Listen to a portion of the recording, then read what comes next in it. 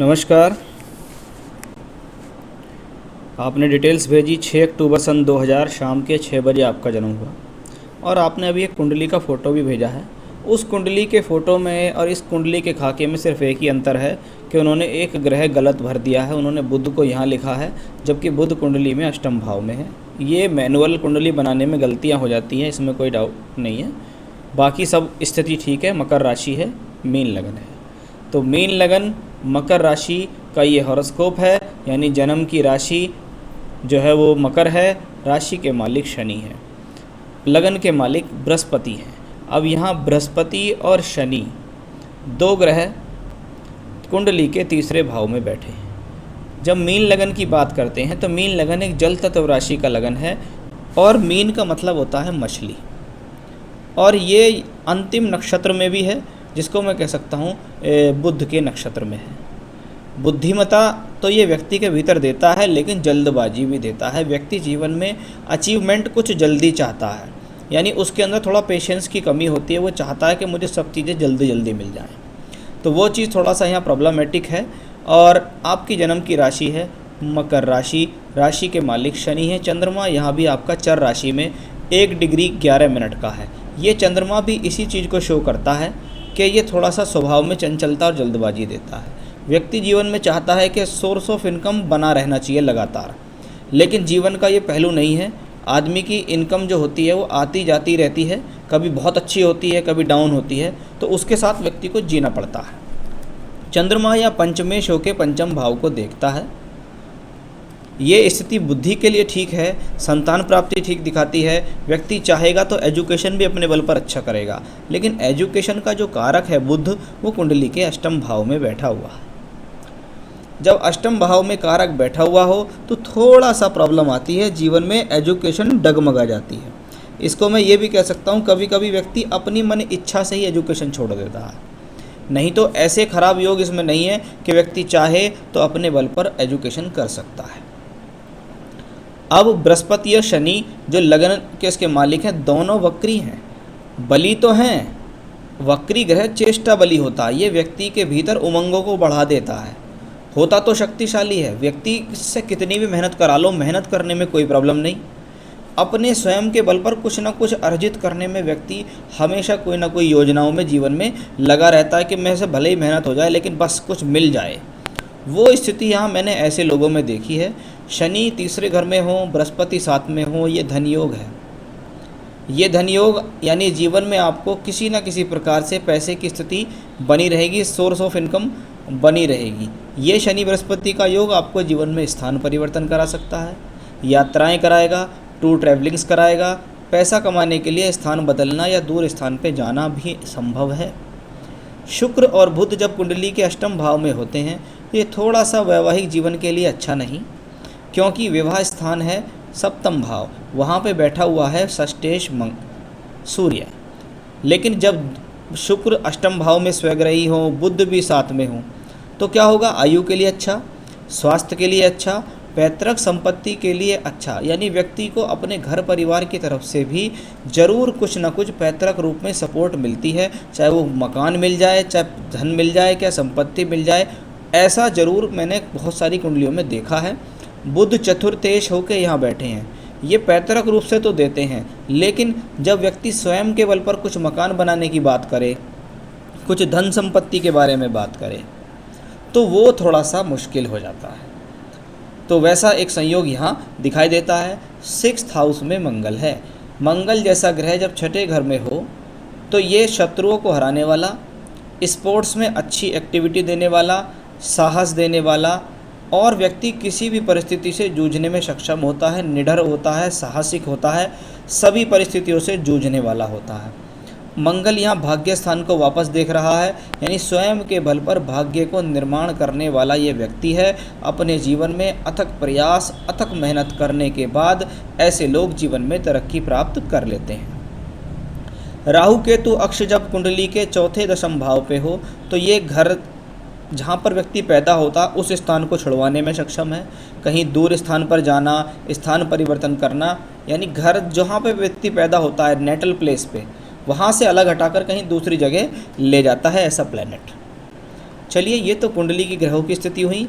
अब कुंडली में कितने ही राजयोग धनयोग कुछ भी बनता रहे, जब तक उस राजयोग धनयोग वाले ग्रह की दशा नहीं आएगी तब तक व्यक्ति को जीवन में उस राजयोग का फल प्राप्त नहीं होगा।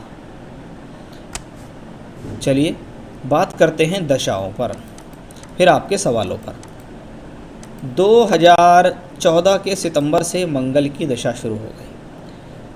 2014 में आपकी उम्र 14 वर्ष। एक 14 वर्ष का बच्चा जिसको 7 साल के लिए मंगल की दशा चली जाए, मंगल बैठा छठे घर में। छठा घर रोग, ऋण, रिपु, गलत संगत, शत्रु बनाना, उनके लिए जाना जाता है।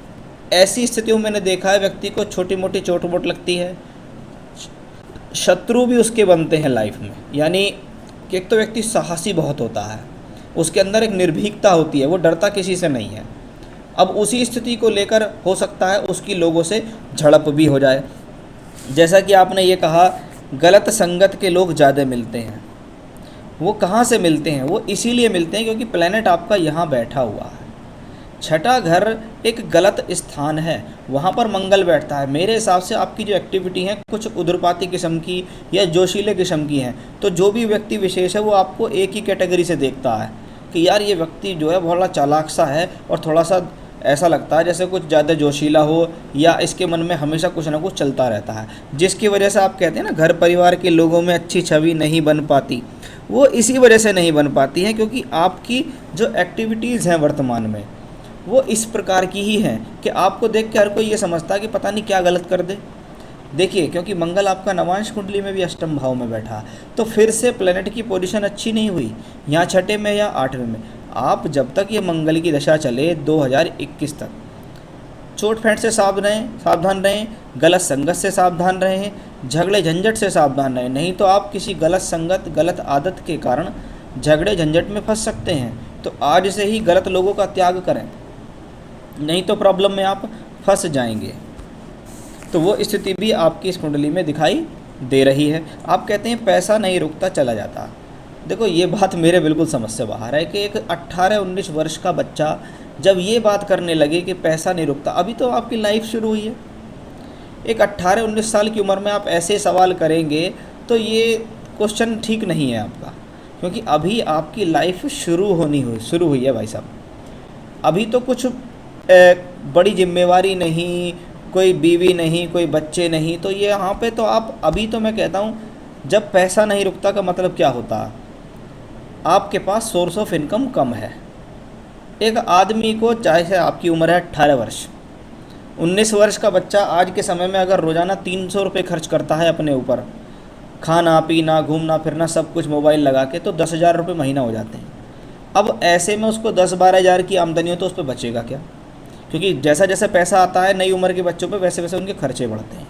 तो सोर्स ऑफ इनकम की तो अभी कोई ज़्यादा अच्छी स्थिति मुझे दिखती नहीं है।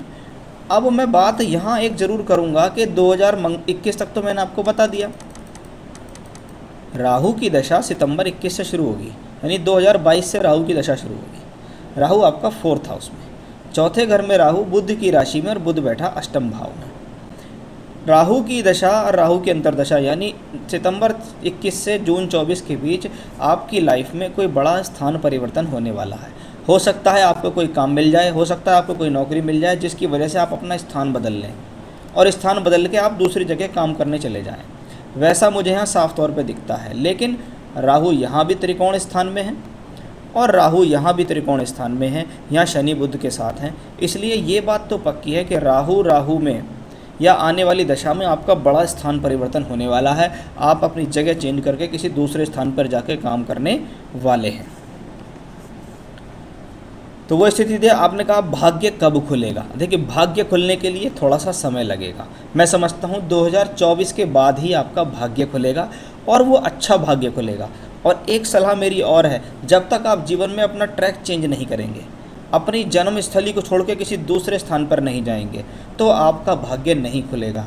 और एक बात मैं आपको बता दूं कि भाई साहब, आप अपने जीवन में ये भी ट्राई कीजिएगा कि दूर स्थान के अलावा अगर विदेश जाने का मौका मिले, कि भाई विदेश में जाके कुछ भी करना है, अगर ऐसा मौका मिले तो आप चले जाना, जीवन में ज़रूर सफलता प्राप्त करोगे, अच्छा धन कमाओगे आप विदेश में जाके, यानी घर से दूर जाके तो कमाओगे ही और विदेश जाके भी आप अच्छा धन कमाओगे। शादीशुदा जीवन कैसा रहेगा?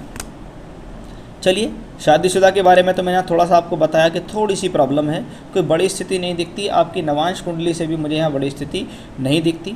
18-19 वर्ष की आपकी उम्र है, तो क्या पता आपकी शादी हो गई हो। यदि नहीं भी हुई है तो ये अक्टूबर 26 से सितंबर 29 जब राहु में शनि की दशा आएगी तब आपका विवाह होगा। मांगलिक आप नहीं हैं, कोई वैवाहिक जीवन में बड़ा प्रॉब्लम नहीं दिखाई देता है, इसलिए थोड़ा सा बस लड़की की कुंडली और देख लें, कुंडली मिलान करके यहाँ विवाह करें। लेकिन जिन बातों पे मैंने आपको बताया उन पर आपको निश्चिततः गौर करना पड़ेगा। अगर आपको जीवन में अच्छा ट्रैक चाहिए, अच्छे सुख सुविधाएं चाहिए, तो थोड़ा सा आपको गलत चीज़ों से बच के सही जगह अपना दिमाग लगाना है। रोज़ाना नियम से 3 बार हनुमान चालीसा का पाठ करना है, ठीक है। एक बार में बैठेंगे, लगातार 3 बार, एक बार पढ़िए, फिर पढ़िए, फिर पढ़िए, 3 बार हनुमान चालीसा का आपको रोज़ाना पाठ करना है। ये आपके लिए एक नेसेसरी है, और कोई उपाय आपको नहीं करना है। इसको करिएगा, बाकी अपना काम करिएगा, अच्छी जगह दिमाग लगाइएगा, जीवन की योजनाएं बनाने में दिमाग लगाइए कि कैसे मैं जीवन में आगे बढ़ूं। और आज से ये सोचना शुरू कीजिए कि मैं कैसे बाहर जाऊं या कैसे किसी दूसरे स्थान पर जाके परिवर्तन करूं जिससे मुझे लाभ मिले। और विदेश तक के लिए भी मैंने आपको बता दिया। मैंने बहुत सारे लोग देखे हैं, भले जीवन में कुछ पढ़े या ना पढ़े, लेकिन कुंडली में अगर योग है तो वो खुद कहते हैं, देखो जी मैं 10वीं पास हूँ लेकिन मुझको विदेश जाने का मौका मिला 17 वर्ष या 18 वर्ष की उम्र में दुबई, और वो आज 40 साल का हो गया, और ईश्वर कृपा से उसने करोड़ों रुपया अपने स्वयं के बल पर वहाँ कमा लिया। तो ये होता है भोग भाग्य। ये पढ़े लिखे के साथ भी काम करता है, ये बेपढ़े लिखे के साथ भी काम करता है। तो मैं इस कुंडली को देख के कोई ख़राब कुंडली नहीं कह सकता, बस ये है कि सही समय पर सही दिशा आपको आएगी। मैं समझता हूँ 2021 से पहले आपका कुछ नहीं होना, लेकिन 21 जैसी शुरू होगा तुरंत 2021 में आपको कोई ना कोई ऐसी राह जरूर मिल जाएगी जिसमें आप जीवन में बहुत बड़ी तरक्की की तरफ अग्रसर होंगे। और हाँ, स्थिर होकर काम कीजिएगा, छटपटाहट मत कीजिए, किसी भी चीज़ में टिक कर काम कीजिए, मन को उस काम में लगाइए, जल्दबाजी से बचिएगा, वही आपके लिए एक बहुत अच्छा संयोग है। कोई हाथ से संबंधित काम, कोई हाथ से संबंधित हुनर अगर आप सीख लें तो जीवन में और ज़्यादा आपको कामयाबी मिलेगी। तो पूजा पाठ में सिर्फ हनुमान चालीसा का पाठ करना है, और जीवन में कभी कोई रत्न वगैरह पहनना चाहें तो आप पुखराज रत्न पहन सकते हैं, वो आपके लिए एक फ़ायदेमंद रत्न रहेगा। बस इतना कीजिए, मेरी बात पे गौर कीजिए, जितनी बातें मैंने आपको बताई हैं उन पर आपको ध्यान देना है, आप जीवन में तरक्की करें, यही मेरी ईश्वर से कामना है। नमस्कार।